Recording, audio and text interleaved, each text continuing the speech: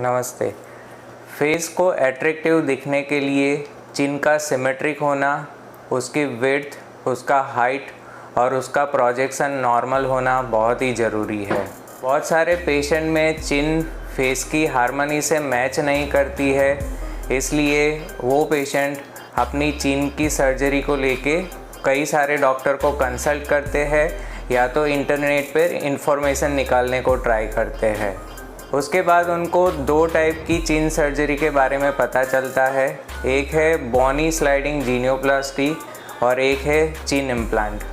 ये दोनों प्रोसीजर को लेके पेशेंट के मन में बहुत ही कन्फ्यूज़न रहता है। उनके मन में सवाल रहते हैं कि दोनों के बीच में डिफरेंस क्या है, दोनों के एडवांटेज और डिसएडवांटेज क्या है, दोनों में कितना कॉस्ट रहता है और उनके लिए कौन सा प्रोसीजर आइडियल है।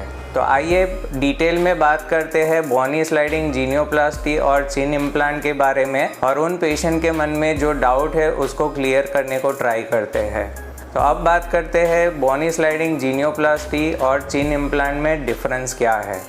ये दोनों प्रोसीजर एक डे केयर प्रोसीजर है। उसके लिए पेशेंट को एक दिन हॉस्पिटल में स्टे करना पड़ता है। सुबह को एडमिट करके शाम को डिस्चार्ज दे सकते हैं। Chin implant surgery usually local anaesthesia में होती है। ज़रूरत पड़ी तो आईवी सेडेशन दिया जाता है। बोनी स्लाइडिंग जीनियोप्लास्टी थोड़ी इन्वेजिव प्रोसीजर है और जनरल एनेस्थेसिया में की जाती है। बोनी स्लाइडिंग जीनियोप्लास्टी में इंट्राओरल इंसिजन का यूज़ होता है, जिसके कारण फेस के ऊपर कोई स्कार नहीं रहता है। लिप के अंदर के साइड पे और टीथ के नीचे इंसिजन देके बोनी चिन को एक्सपोज किया जाता है। मेंटल नर्व को आइडेंटिफाई करके उसके नीचे साइड में बोन को एक्सपोज किया जाता है। उसके बाद सॉ की मदद से या तो पीज़ो की मदद से साइड से लेके साइड तक चिन में बोन में कट दिया जाता है और चिन को कट करके आगे या पीछे या उसकी हाइट को एडजस्ट किया जाता है या तो साइड टू साइड करके फेस की सिमेट्री को अचीव किया जाता है। इस सर्जरी में हम हमारे सेंटर में पीज़ो का इस्तेमाल करते हैं, जिससे प्रोसीजर के दौरान बोन में इंजरी कम रहता है, ब्लीडिंग कम रहता है, सर्जरी के बाद स्वेलिंग कम आता है, पेन कम रहता है और हीलिंग फास्ट होती है। चिन को अपनी फाइनल प्लान पोजीशन में प्लेस करने के बाद उसको टाइटेनियम प्लेट और स्क्रू से फिक्स किया जाता है और जो इंट्राओरल इंसिजन है उसको डिसोल्वेबल स्यूचर की मदद से क्लोज किया जाता है। सर्जरी के बाद पेशेंट को चिन के ऊपर प्रेशर बैंडेज रहती है, जिसको 2 दिन के बाद निकाला जाता है। चिन इम्प्लांट सर्जरी में मेडिकली अप्रूव्ड आर्टिफिशियल मटेरियल को चिन की सरफेस पे चिन का प्रोजेक्शन बढ़ाने के लिए स्क्रू की मदद से फिक्स किया जाता है। ये आर्टिफिशियल मटेरियल जिसको चिन इम्प्लांट कहते हैं वो 2 टाइप के रहते हैं। एक है पोरस पॉलीइथिलीन जिसको मेडपोर कहते हैं, या तो सिलिकॉन के बने रहते हैं। पोरस पॉलीइथिलीन या तो मेडपोर इम्प्लांट हार्ड रहते हैं और उसमें टिश्यू इंटीग्रेशन का प्रॉपर्टी रहता है। मेडपोर इम्प्लांट हीलिंग के दौरान बोन से और आजू बाजू की टिश्यू से जुड़ जाते हैं, जिससे उसका स्लाइड होने के चांसेस कम हो जाते हैं। अगर मेडपोर इम्प्लांट में फ्यूचर में इंजरी होने से या इम्प्लांट रिजेक्ट होने से या इन्फेक्शन होने के चांसेस रहते हैं तो उसको निकालना बहुत ही डिफ़िकल्ट प्रोसीजर हो जाती है। इसलिए नॉर्मली सिलिकॉन इम्प्लांट प्रीफर किया जाता है। सिलिकॉन इम्प्लांट सॉफ्ट रहता है, वो बोन की सरफेस से आराम से एडप्ट हो जाता है और उसको स्क्रू से फिक्स किया जाता है। फ्यूचर में अगर ज़रूरत पड़ी तो सिलिकॉन इम्प्लांट को आराम से निकाला जा सकता है। इसके अलावा न्यू टेक्नोलॉजी के हिसाब से हम वर्चुअल सर्जिकल प्लानिंग का यूज़ करके एक 3D प्रिंटेड इम्प्लांट जिसको पेशेंट स्पेसिफिक इम्प्लांट बोलते हैं उसका यूज़ कर सकते हैं। ये इम्प्लांट टाइटेनियम या तो पीक मटेरियल से बना हुआ रहता है। इस इम्प्लांट को पेशेंट के हिसाब से हम डिज़ाइन कर सकते हैं, जो कि पेशेंट को प्रोजेक्शन देने में और पेशेंट की चिन की एसिमेट्री को ठीक करने के लिए यूज़ कर सकते हैं। चिन इम्प्लांट को नॉर्मली एक्स्ट्रा ओरल इंसिजन से प्लेस किया जाता है। कुछ सर्जन चिन इम्प्लांट को इंट्राओरल इंसिजन देके भी प्लेस करना प्रेफर करते हैं, लेकिन वैसे केसेस में इन्फेक्शन होने के चांसेस थोड़े ज़्यादा रहते हैं। जो इंसिजन है वो चिन के नीचे के साइड पे रहता है, जनरली ये विजिबल नहीं रहता है और चिन शैडो में कवर हो जाता है। चिन इंसिजन से चिन के नीचे के पार्ट को एक्सपोज किया जाता है। ज़रूरत पड़ी तो मेंटल नर्व को आइडेंटिफाई किया जाता है और उसको प्रिजर्व किया जाता है और चिन इम्प्लांट के लिए पॉकेट बनाया जाता है। उसके बाद चिन इम्प्लांट को पॉकेट में पैसिवली फिक्स किया जाता है और टाइटेनियम स्क्रू की मदद से उसको बोन के साथ फिक्स किया जाता है। इंसिजन को फाइन स्यूचर की मदद से क्लोज किया जाता है, जिससे कि चिन का जो स्कार है वो अच्छा है। अब बात करते हैं बोनी स्लाइडिंग जीनियोप्लास्टी और चिन इम्प्लांट के एडवांटेज और डिसएडवांटेज क्या है। बोनी स्लाइडिंग जीनियोप्लास्टी एक वर्सेटाइल प्रोसीजर है, जिसकी मदद से हम चिन के प्रोजेक्शन को बढ़ा सकते हैं, कम कर सकते हैं, चिन की हाइट को बढ़ा सकते हैं, कम कर सकते हैं, चिन की विड्थ को बढ़ा सकते हैं, कम कर सकते हैं और चिन को साइड टू साइड मूव करके फेस की एसिमेट्री को ठीक कर सकते हैं। चिन इम्प्लांट पेशेंट के लिए जहाँ पे पेशेंट को प्रोजेक्शन बढ़ाना है, उसी केस में हम चिन इम्प्लांट को यूज़ कर सकते हैं। चिन इम्प्लांट एक नॉन इन्वेजिव प्रोसीजर है, उसमें बोन को कट नहीं किया जाता है, इसलिए सर्जरी के दौरान ब्लीडिंग कम रहता है, सर्जरी के बाद स्वेलिंग और पेन कम रहता है और पेशेंट में रिकवरी फास्ट देखने को मिलती है।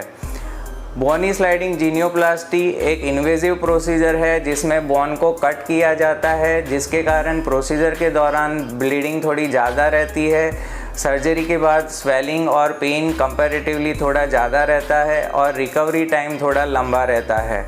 हमारे सेंटर में हम पीज़ो का यूज़ करते हैं, जिसके कारण ये प्रोसीजर में ब्लीडिंग कम रहती है और सर्जरी के बाद स्वेलिंग और पेन भी कंपैरेटिवली कम रहता है और रिकवरी भी फास्ट रहती है। बोनी स्लाइडिंग जीनियोप्लास्टी एक स्टेबल प्रोसीजर है। इस प्रोसीजर में जो कट है वहाँ पे चिन 6 वीक्स में कम्प्लीटली फिक्स हो जाती है, कुछ महीने में वहाँ पे नॉर्मल बोन बन जाता है। उसके बाद प्लेट और स्क्रू का वहाँ पे कोई यूज़ नहीं रहता है, लेकिन उसको निकालने के लिए कोई अलग सर्जरी की ज़रूरत नहीं रहती है। उसके कंपैरिजन में चिन इम्प्लांट में फ्यूचर में कभी इंजरी होने से इन्फेक्शन या तो इम्प्लांट ब्रेक होने का या इम्प्लांट मूव होने का डर रहता है और फ्यूचर में उसको निकालने की ज़रूरत पड़ सकती है। चिन इम्प्लांट सर्जरी एक रिवर्सिबल प्रोसीजर है। अगर रिज़ल्ट पसंद नहीं आता है तो फ्यूचर में कभी भी हम उसको निकाल सकते हैं और वापस पहले जैसा चिन हम अचीव कर सकते हैं। बोनी स्लाइडिंग जीनियोप्लास्टी एक नॉन रिवर्सिबल प्रोसीजर है। कुछ हफ्तों के बाद बोन को रिवर्स पोजीशन में लाना बहुत ही मुश्किल हो जाता है। बोनी स्लाइडिंग जीनियोप्लास्टी में बोन कट है वो मेंटल नर्व के पास में और टीथ के रूट्स के नीचे दिया जाता है, जिसके कारण लोअर लिप पे और टीथ में नमनेस आने के चांसेस रहते हैं। नॉर्मली ये नमनेस टेम्पररी रहती है और कुछ हफ्तों में या कुछ महीनों में वो रिकवर कर जाती है। चिन इम्प्लांट सर्जरी में नर्व को इंजरी या टीथ को इंजरी होने के चांसेस बहुत ही कम रहते हैं, क्योंकि वहाँ पे बोनी कट नहीं दिया जाता है। बोनी स्लाइडिंग जीनियोप्लास्टी में वर्चुअल सर्जिकल प्लानिंग का यूज़ करके हम सॉफ्ट टिश्यू और चिन में आने वाले चेंजेस प्रेडिक्ट कर सकते हैं और उसके हिसाब से एक हम प्रॉपर प्लानिंग करके एक्यूरेट रिजल्ट अचीव कर सकते हैं। चिन इम्प्लांट सर्जरी में वर्चुअल सर्जिकल प्लानिंग करना मुश्किल है और जिसके कारण रिज़ल्ट को प्रेडिक्ट करना मुश्किल हो जाता है। चिन इम्प्लांट सर्जरी अगर स्मोकर्स में अगर कोई मेडिकल कंडीशन है, जैसे कि डायबिटीज़, या तो पेशेंट का डेंटल हाइजीन पुअर है, या तो पेशेंट को कोई एलर्जिक कंडीशन है किसी मटेरियल से, तो वैसे केसेस में चिन इम्प्लांट सर्जरी में इम्प्लांट को इन्फेक्शन होने के चांसेस रहते हैं और ऐसे केसेस में चिन इम्प्लांट सर्जरी नहीं की जाती है। अब बात करते हैं चिन इम्प्लांट सर्जरी और बोनी स्लाइडिंग जीनियोप्लास्टी सर्जरी की कॉस्ट के बारे में। अगर हम दोनों सर्जरी जनरल एनेस्थेसिया में करते हैं तो दोनों की कॉस्ट मोर और लेस सेम रहती है। अगर चिन इम्प्लांट सर्जरी को लोकल एनेस्थेसिया में किया जाए तो एनेस्थेसिया कॉस्ट कम हो जाती है और जिसके कारण ओवरऑल कॉस्ट कम हो जाती है। बोनी स्लाइडिंग जीनियोप्लास्टी का जनरल एनेस्थेसिया में बेसिक हॉस्पिटल और बेसिक वार्ड में कॉस्ट रहता है अराउंड 80,000 से लेके 1 लाख तक। चिन इम्प्लांट सर्जरी का लोकल एनेस्थेसिया में बेसिक हॉस्पिटल और बेसिक वार्ड के अंदर कॉस्ट रहता है करीबन 70,000 to 90,000 रुपीज़। अब बात करते हैं इम्पॉर्टेंट पॉइंट के बारे में जो आपको डिसीज़न लेने में हेल्प कर पाएगा कि आपको कौन सा सर्जरी कराना चाहिए, बोनी स्लाइडिंग जीनियोप्लास्टी करना चाहिए या चिन इम्प्लांट करना चाहिए। अगर आपकी चिन ज़्यादा प्रोजेक्टेड है, ज़्यादा वाइड है या ज़्यादा नैरो है, या अगर उसकी हाइट को कम और ज़्यादा करना है तो आपको बोनी स्लाइडिंग जीनियोप्लास्टी कराना चाहिए। ऐसे केसेस में चिन इम्प्लांट का कोई रोल नहीं है। अगर आपको सर्जरी के बाद आपके लुक के लिए कंसर्न है कि वो अच्छा दिखेगा या नहीं दिखेगा, तो आपको चिन इम्प्लांट के लिए जाना चाहिए, क्योंकि चिन इम्प्लांट एक रिवर्सिबल प्रोसीजर है और अगर आपको लुक अच्छा नहीं लगता है तो उसको कभी भी निकाल के पहले जैसा चिन वापस ला सकते हैं। बोनी स्लाइडिंग जीनियोप्लास्टी और चिन इम्प्लांट सर्जरी के लिए आपको एक एक्सपीरियंस एंड एक्सपर्ट सर्जन का सिलेक्शन करना ज़रूरी है। Normally oral and maxillofacial surgeon bony sliding genioplasty को एक अच्छी तरह से परफॉर्म कर सकते हैं। तो आपको अपने एक्सपेक्टेशन के हिसाब से एक एक्सपीरियंस एंड एक्सपर्ट सर्जन अच्छे रिजल्ट के लिए चूज़ करना बहुत ही ज़रूरी है। आई होप कि ये वीडियो से आपके जो मन में डाउट था स्लाइडिंग जीनियोप्लास्टी और चिन इम्प्लांट सर्जरी को लेके वो क्लियर हुए रहेंगे। अगर आपको उसके बारे में और इन्फॉर्मेशन चाहिए तो आप स्क्रीन पे दिए गए नंबर पे कॉल करके हमको कांटेक्ट कर सकते हैं। वीडियो देखने के लिए धन्यवाद।